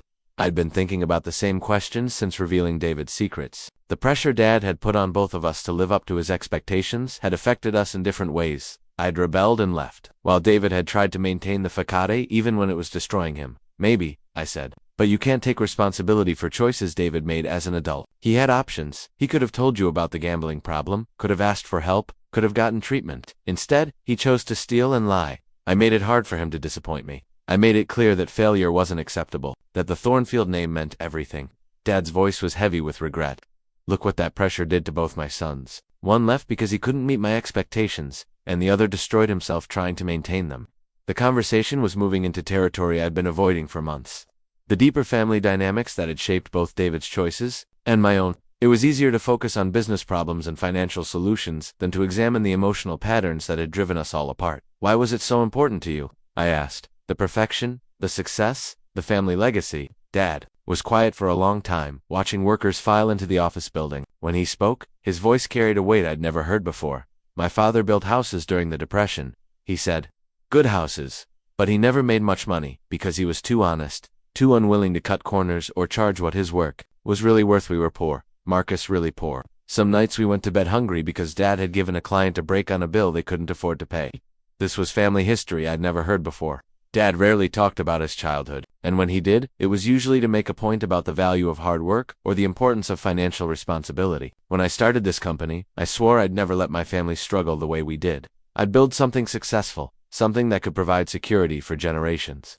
Success wasn't just about money, it was about proving that Thornfield could rise above circumstances, could build something lasting. But somewhere along the way, success became the only thing that mattered. I said, "You forgot that families need more than financial security." Dad turned to study my face. Or did I just not know how to show love in any way except through providing and protecting? My father never told me he was proud of me, never showed affection or approval. I thought if I could give you boys everything, I'd never had education, opportunities, a successful business to inherit, that would be enough. The revelation reframed everything I thought I understood about our family dynamics. Dad's demanding standards and emotional distance hadn't been evidence of his lack of love. They'd been his clumsy attempt to show love in the only way he knew. How I needed to hear that you were proud of me, I said. Not just when I succeeded according to your definition, but when I succeeded according to mine. I needed to know that you valued who I was, not just what I could achieve. I was proud of you. I was proud when you got into Columbia, proud when you started your own business, proud when I heard from other contractors that you were building a reputation for quality work. Dad's voice cracked slightly. I just didn't know how to tell you. That I was still angry about you leaving, still hurt that you'd rejected everything I'd tried to give you. I didn't reject what you gave me. I just wanted to build on it in my own way. Dad reached into his jacket pocket and pulled out a small, worn object of military metal, tarnished with age. He held it carefully, turning it over in his calloused hands. This was my grandfather's, he said. Bronze Star from World War I. He died when I was young, but my grandmother used to tell me stories about him. How he'd volunteered for dangerous missions, how he'd carried wounded soldiers to safety under enemy fire. She said he never talked about the war when he came home, never bragged about what he'd done.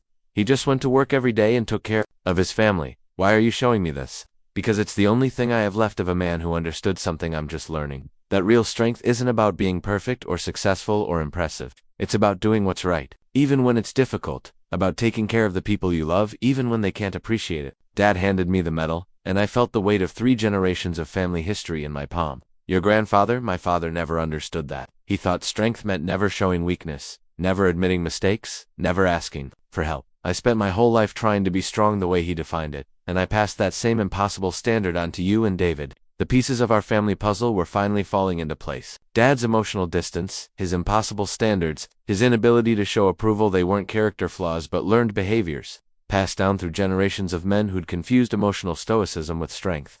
David tried so hard to meet those standards that he destroyed himself rather than admit he had weaknesses, I said, and I ran away rather than keep trying to be someone I wasn't. And I was so focused on preparing you both for success that I forgot to teach you it was okay to fail, okay to struggle, okay to ask for help when you needed it. We sat in silence for several more minutes, processing the weight of understanding that had taken decades to develop. Dad's failures as a father weren't evidence of indifference or cruelty. They were the result of his own wounds, his own inability to break cycles he'd inherited from previous generations. What do we do with this? I asked finally. How do we move forward knowing what we know now? We try to do better, Dad said simply. We try to build something that honors the best parts of what came before while fixing what was broken. And maybe we figure out how to be a real family instead of just business partners. As we walked into the office together that morning, I felt something shift between us. We weren't healed that would take time, if it was possible at all, but we were finally seeing each other clearly, understanding the fears and wounds that had driven our choices for so many years. The medal was still in my pocket, a tangible reminder that strength could mean different things to different generations. Maybe our version of strength would be the willingness to be vulnerable with each other, to admit our mistakes and fears, to build something together that neither of us could create alone.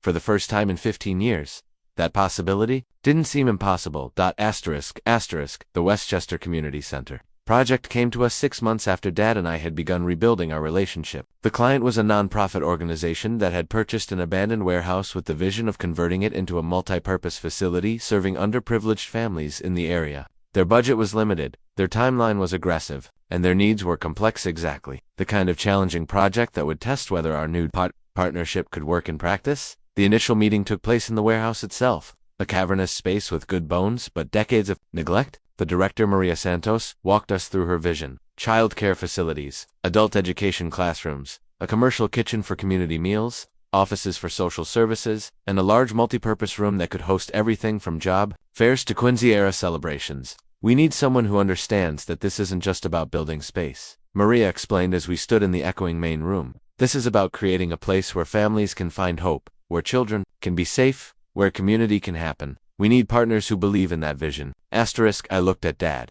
who was studying the exposed brick walls and steel beam structure with the analytical attention he brought to every potential project. After 40 years in construction, he could see possibilities and problems that others missed, could estimate costs and timelines with uncanny accuracy. The structure is solid, he said to Maria.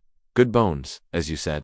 But the mechanical systems need complete replacement, and you'll need significant electrical upgrades to handle modern requirements. The budget you've outlined is tight for this scope of work. I'd been sketching preliminary ideas on my tablet as we walked through the space, already seeing how the warehouse's industrial character could be preserved while creating warm, welcoming environments for families. What if we approached this as a phased project, I suggested. Priority areas first: childcare and basic offices, then expand as additional funding becomes available. Dad nodded approvingly. That makes sense. Get the essential spaces operational, prove the concept, then build donor confidence for the next phase. Over the following weeks, Dad and I worked together more closely than we had since I was a child. The community center project required both of our skill sets: my architectural training to envision spaces that would serve the community's needs, and his construction expertise to deliver those spaces within a realistic budget and timeline. Our design sessions took place in the evenings after the crew had gone home. We'd spread blueprints across the conference table, debating every detail from the practical positioning of load-bearing walls to the emotional impact of natural light placement. Dad's questions were always practical. How would maintenance crews access the HVAC systems? Where would emergency exits be positioned? How could we minimize long-term operating costs? My concerns were more holistic. How would parents feel dropping their children off in the childcare area? Would the adult education classrooms feel inspiring or institutional? Could we create spaces that honored the dignity of families seeking help rather than making them feel like charity cases? You see things I miss, Dad admitted one evening, as we reviewed plans for the children's area. I focus on whether something works mechanically, but you think about whether it works emotionally, and you keep me grounded in reality, I replied. I can design beautiful spaces, but you know how to build them affordably and efficiently. The construction phase revealed how much our relationship had evolved. We'd developed a rhythm of collaboration that balanced Dad's experience with my vision, his practical knowledge with my innovative ideas. When problems arose, then they always did in renovation projects, we worked through them together, instead of fighting over whose approach was correct. The breakthrough moment came when we encountered a structural issue that threatened to delay the project significantly. An unexpected beam placement meant that the commercial kitchen couldn't be positioned where we'd planned, and moving it would require redesigning the entire first floor layout. In the past, this kind of problem would have triggered an argument about whose fault it was and whose responsibility it was to fix it. Instead, Dad and I spent an entire Saturday at the job site, measuring and sketching and brainstorming alternatives. What if we flipped the whole layout? I suggested. Put the kitchen where we planned the multi-purpose room, and move the multi-purpose space to the back of the building. Dad studied my rough sketches, then walked through the space, visualizing how the new arrangement would work. That actually improves the flow, he said.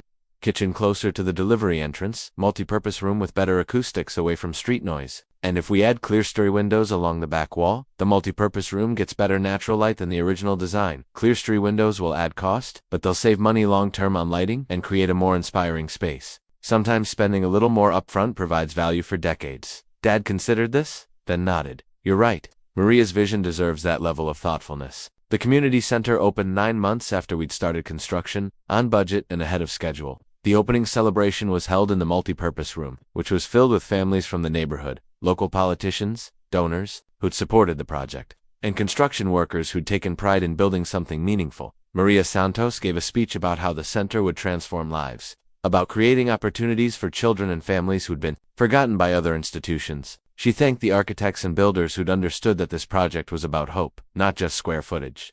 Standing in that room, surrounded by the sound of children playing and parents talking and community happening, I felt a satisfaction that was different from anything I'd experienced in my own business. This wasn't just about proving my competence or building my reputation. This was about using our skills to create something that would matter in people's lives for years to come.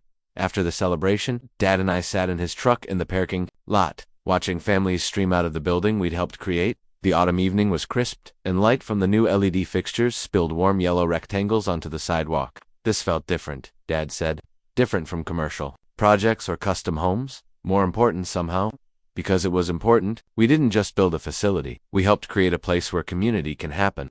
Is this what you meant when you talked about meaningful work? When you said you wanted to create spaces that improved people's lives? This is exactly what I meant. Dad was quiet for a moment, then reached into his jacket pocket and pulled out a business card. It was his old card from Thornfield Construction, but he'd crossed out the company name and written Thornfield & Son Design, billed in careful handwriting. I've been thinking, he said, maybe it's time to make our partnership official. Not just consultant and owner, but real partners. What do you think about Thornfield & Son? I looked at the makeshift business card, feeling the weight of everything that name represented. 3 generations of builders, decades of accumulated knowledge, and reputation, the possibility of healing old wounds while creating something new. I think it has a good sound to it, I said, but only if we agree that Thornfield & Son means both of our approaches to construction, your practical expertise and my architectural vision. Both matter. Both matter. Dad agreed. That's what makes it work. As we drove away from the community center that night, I realized that we'd built more than just a renovated warehouse. We'd constructed something much more valuable, a working relationship based on mutual respect, a family partnership that honored both tradition and innovation, and the foundation for projects that could make a real difference in people's lives. The community center was our first collaboration, but it wouldn't be our last. We had decades of work ahead of us, projects that would challenge us, and opportunities to prove that the Thornfield name could represent something even better than it had before. Not just quality construction, but construction with purpose. Buildings that served not just their owners, but their communities. Asterisk.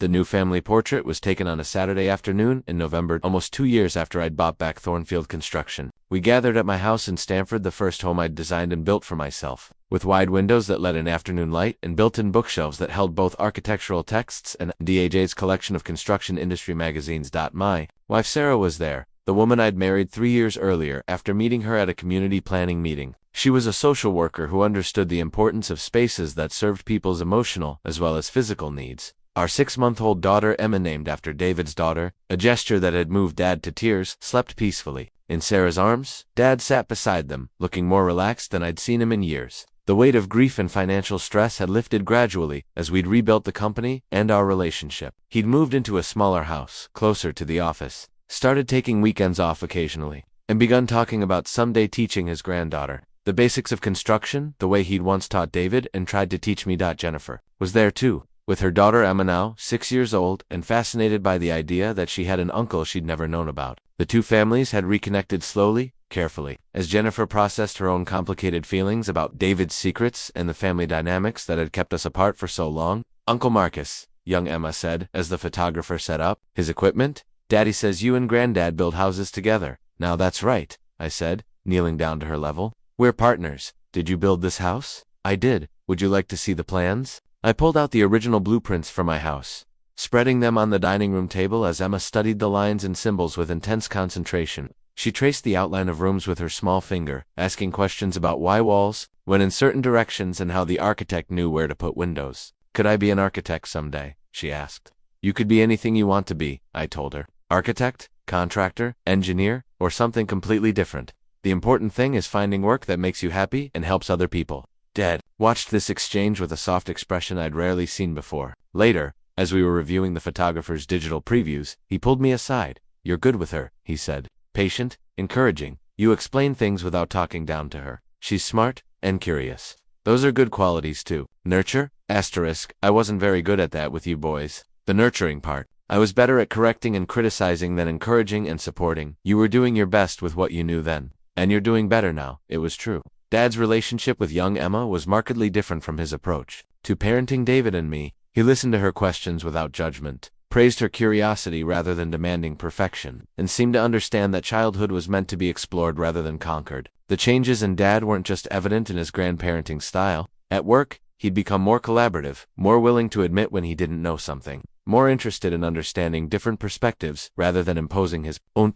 The authoritarian style that had defined his management approach for decades had given way to something more consultative and respectful. "I've been thinking about retirement," he said, as we walked through my backyard after the photo session. "Not tomorrow, but maybe in a few years. The question is, what happens to the company when I step back? The company will be fine. We've got good people, solid contracts, strong relationships with clients and suppliers. The Thornfield name means something positive again.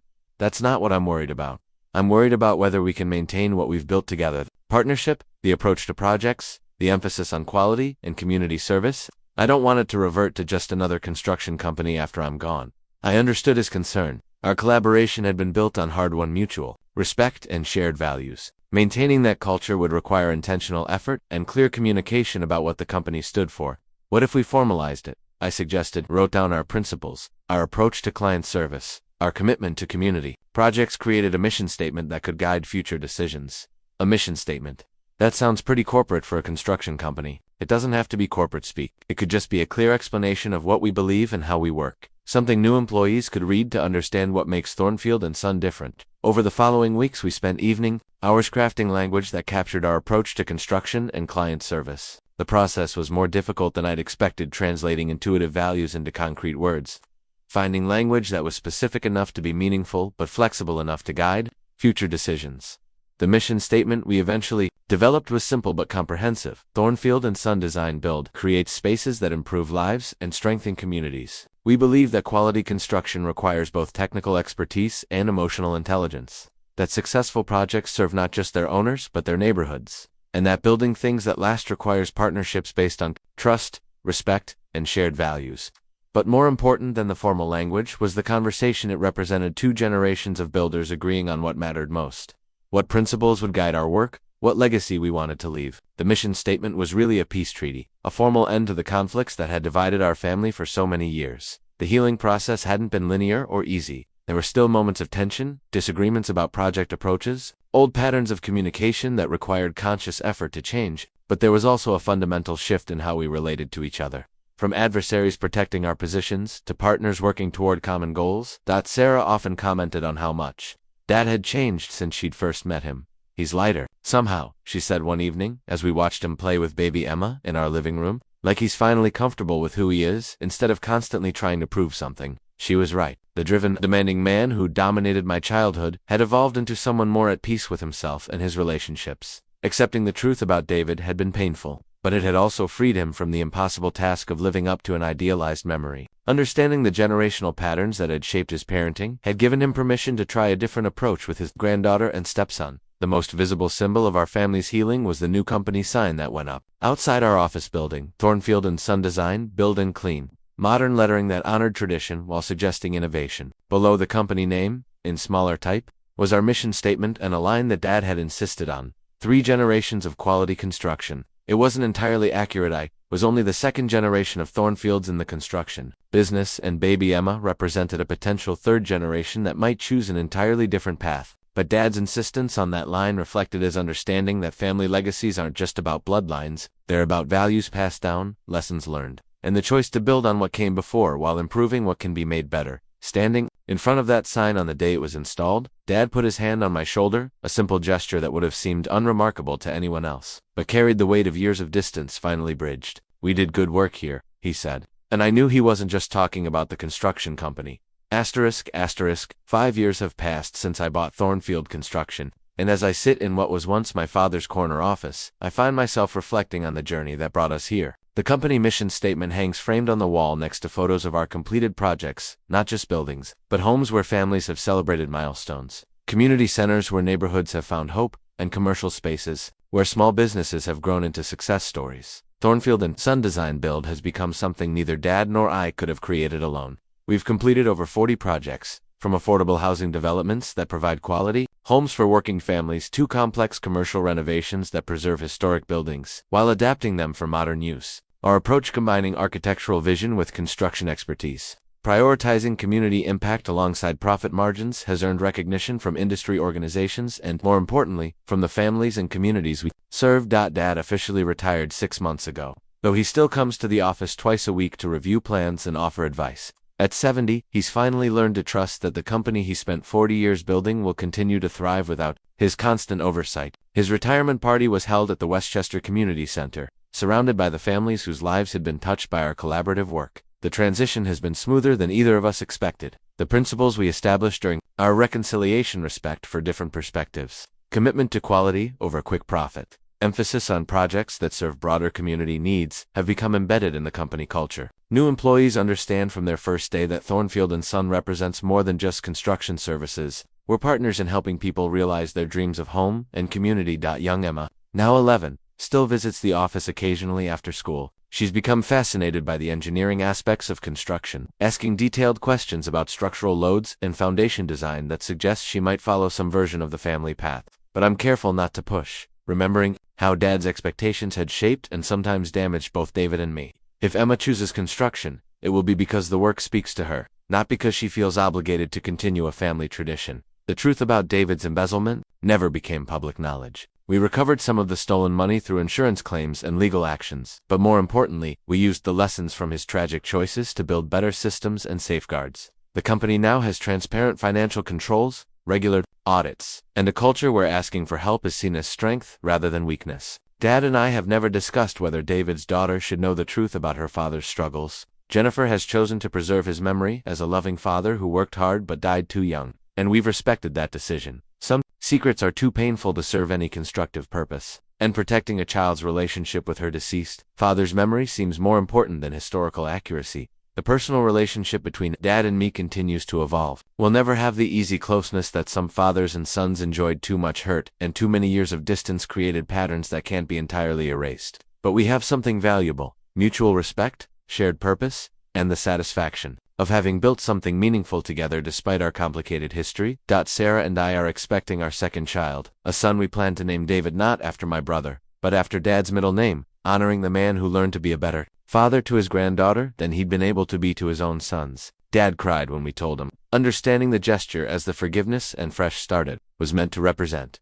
The architectural awards on my office wall tell part of our story: recognition for innovative design, sustainable construction practices, and community-focused projects. But the more meaningful measurements of success are harder to quantify: the thank you letters from families who love their homes, the community leaders who trust us with important projects, the young construction workers who've told us that working for Thornfield & Son has changed their understanding of what the industry could be. I think often about the conversation that started this entire journey: Dad telling 22-year-old me that I'd never amount to anything, that I was too soft and idealistic for the real world. He was wrong about my capacity for success, but perhaps not entirely wrong about the idealism. I am idealistic about construction, about the possibility that buildings can serve not just their owners but their communities, that quality and integrity matter more than quick profits, that families can heal from decades of dysfunction if they're willing to do the difficult work of understanding and forgiveness. The irony is that the qualities Dad once dismissed as weaknesses, my emphasis on collaboration, my concern for how spaces affect people emotionally, my belief that success should be measured by more than financial metrics, have become the foundation of our company's reputation. The soft approach to construction has proven to be remarkably practical,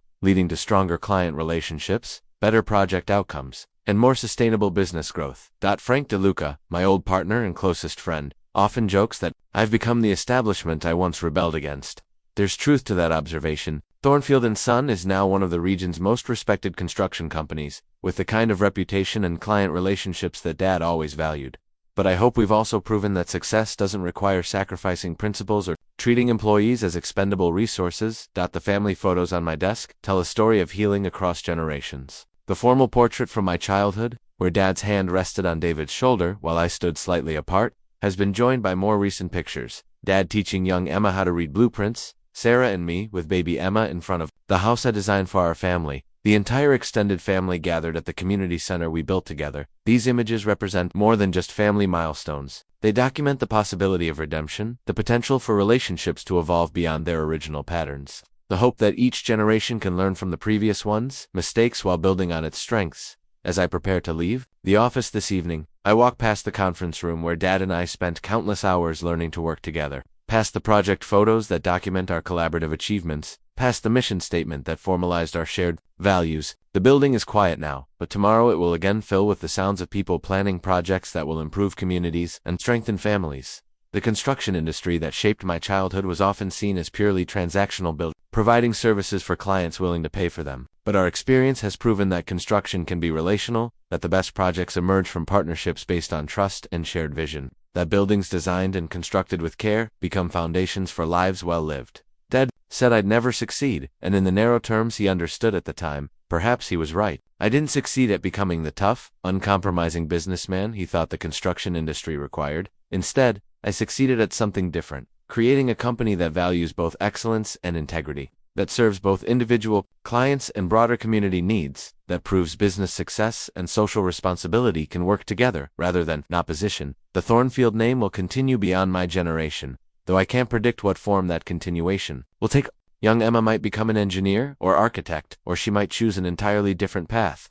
My unborn son might join the family business, or he might find his calling in medicine or teaching or fields that don't yet exist. What matters is not that they continue the specific work we've done, but that they carry forward the values we've tried to model: integrity, craftsmanship, service to others, and the belief that how we work matters as much as what we accomplish. Tonight, I'll go home to my family, to the house I designed as a young man and built with my own hands, to the life I created by choosing my own path rather than following the one laid out for me. Tomorrow, I'll return to continue building something meaningful with the father who once told me I'd never amount to anything, and now trusts me to carry forward the legacy he spent 40 years creating.